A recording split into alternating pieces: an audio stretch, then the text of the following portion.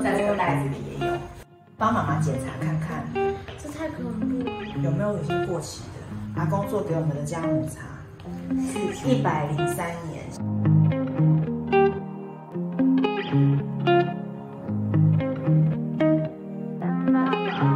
嘿，大家好，我是芬姐，我是小帮手。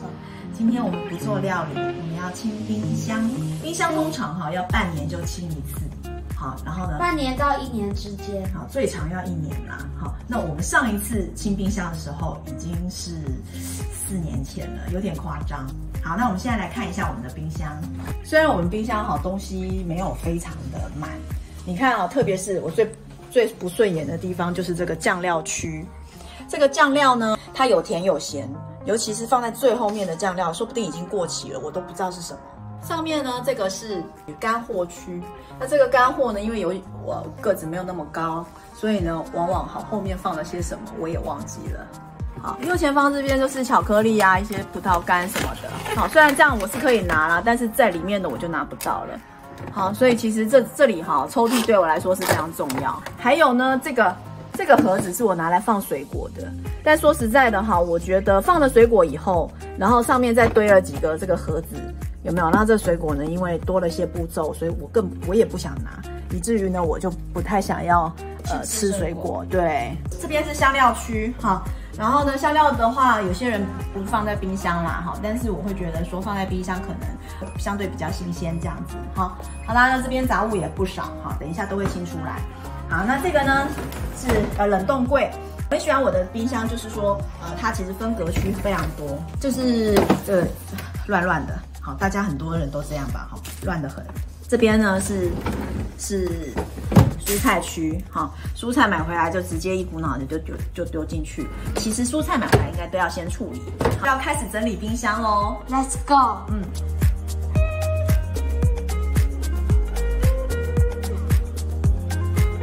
你看，这有一个好久以前的蒟蒻藏在最后面，根本不知道。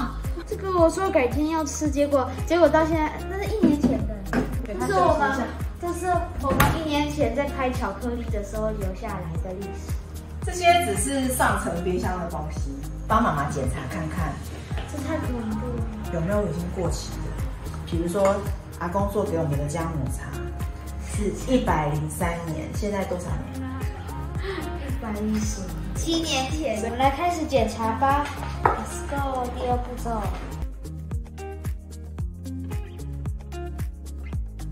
在大创购买冰箱收纳盒，要先丈量冰箱的内部尺寸。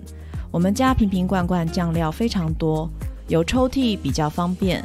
抽屉前方不要再摆东西，影响取物，所以抽屉的深度最好要符合层板深度哦。就留这些有效日期是 OK 的。胡椒粉再把它放进去。下方这个冰箱东西都拿出来哦。小帮手认真刷刷刷，太棒了！最近还蛮常喝这个元气汤，用到黄芪，因为冬天到了。对，然后如果要补气的话，可以加一点人参。想要让食材摆放的方式相对统一一些，所以我就放在这个夹链袋里面。这个夹链袋还蛮方便的，很便宜，然后它有密封，这样子抽拉就密封了。几块啊？29块可以有10个哎，便宜吧？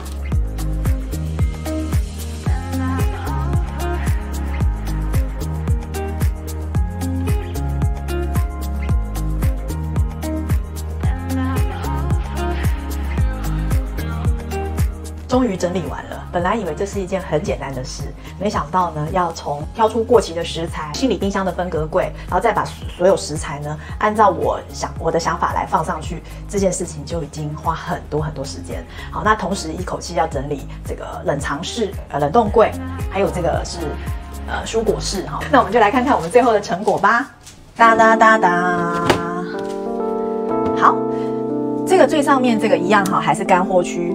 那抽屉呢拿出来就相对比较简单。好，那旁边呢这些机灵角有没有？好，我就放一些巧克力。在中间这个呢，就是以后就是备餐区。好，或者是我们有一些吃不完的菜。来，左半边这个哈，这个是早上可以吃早餐的这种酱料区。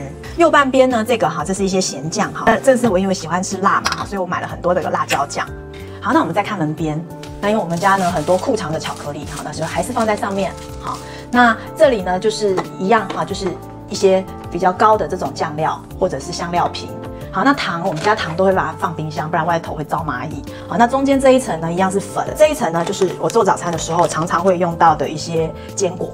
冰箱的整理大概跟使用习惯是有关系的啊，像玉米、姜、葱，好切成片或切成葱花，然后呢，或者是这个玉米粒把它切开来，那这样我随时要烹饪的时候就比较简单。这个生菜区哈，那生菜区的话呢，这个是我们常常用的中药材，那我把它相对把它统一起来哈，然后呢也比较好看，比较好拿。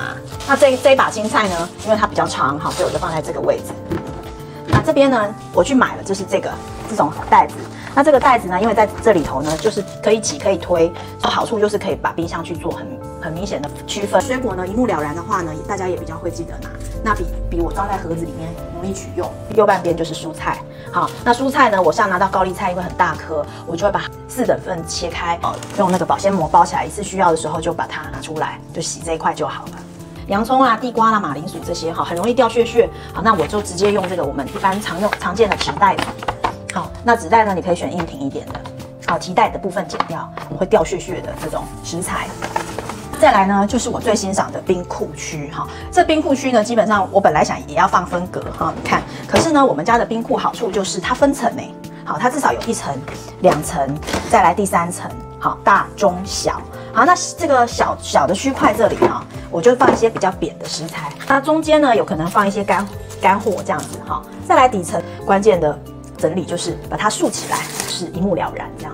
比较跟大家不一样，就是我们很少肉啦，哈。如果有肉的话呢，我会觉得就是生肉啊，好，还是要跟一般我们吃的蔬菜水果分开来放，好，然后生肉在冷藏的时候也要尽量放在夹链袋或者保鲜盒里面，好，那用冷冻的方式。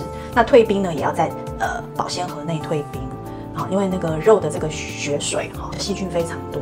因为你也知道哈，现在这些不管是猪肉、牛肉或者是鸡肉，他们打这个抗生素，可能在这些鸡啊、牛、猪还没有生病的时候，就给他们打抗生素。